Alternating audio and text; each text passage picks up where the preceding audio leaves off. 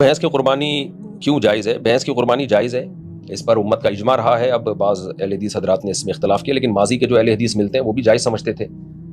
माज़ी में जो अहले हदीस थे तो उनकी किताबों में भी इसका जवाज़ लिखा है। इसके जवाज़ पर इजमा है, और इजमा की वजह क्या है, इसकी लॉजिक क्या है कि भैंस को गाय की किस्म में दाखिल किया गया है।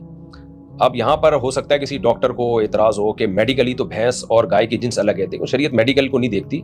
शरीयत ये देखती है कि गाय की कुर्बानी जिन वजूहात पे जायज़ है, वो तमाम के तमाम वजूहात भैंस में भी पाई जाती हैं।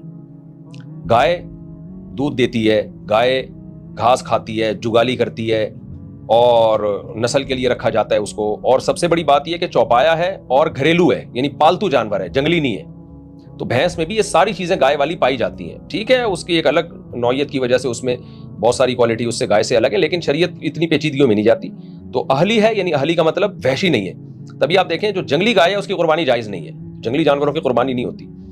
तो इसलिए भैंस को लाहिक किया गया है गाय के साथ, यानी अलग से उसके लिए नस नहीं होनी चाहिए, नस की जरूरत नहीं है। गाय की जवाज की जो दलाइल हैं, तो भैंस को गाय ही की किस्म में शरई तौर पर शामिल किया गया है। तो हमेशा से इसकी कुर्बानी को उलमा फुक़हा जायज़ कहते रहे हैं। जामूस अरबी में कहते हैं भैंस को।